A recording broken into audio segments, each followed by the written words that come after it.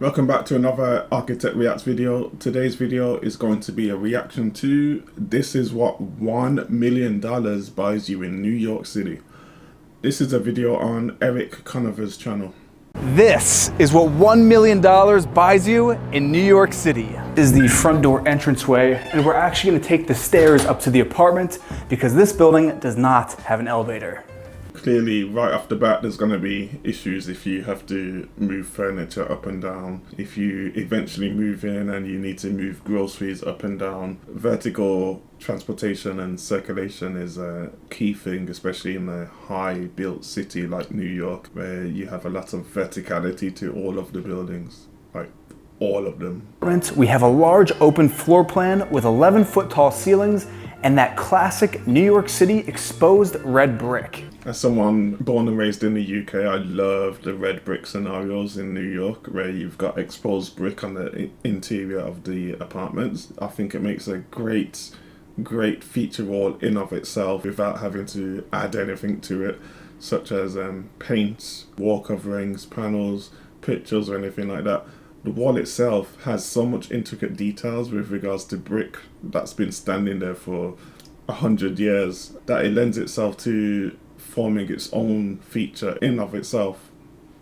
Like I said earlier, this building is an older building. You definitely get that New York City heritage feel when you walk in this room. Right off of the entryway, we have the kitchen. And now this is a pretty great sized kitchen for a New York City apartment. And I have to say, one of the most unique things about this kitchen is having a dishwasher built in. If you live in the city and you live in an older building, you know having a dishwasher, that's considered luxury in New York. So that's a half-size dishwasher, and they use that in this scenario specifically for smaller, confined or tight spaces. Moving on from the kitchen, we're gonna head over to the living room and dining room, which takes up the majority of the space on the first floor. Another example of saving space in this apartment, we have these custom cabinets here against the wall. We also have a washer and dryer built into the bathroom.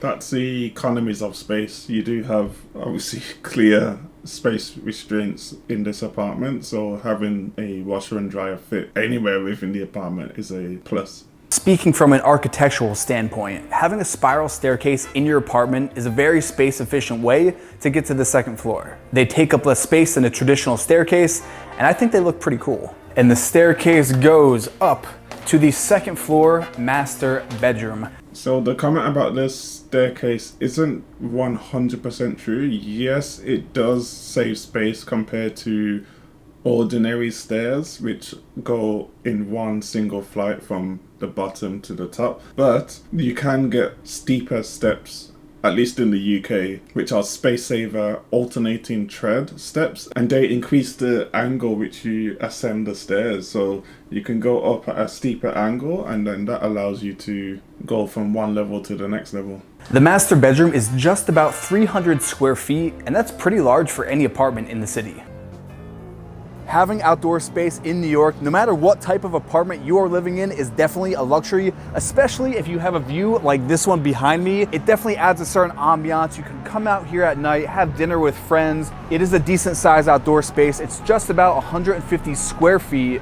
Most people in the city would be thrilled to have any outdoor space at all. Now, out of the $1 million for this apartment, I'll say half of it will be for the location, this outdoor space, and the views.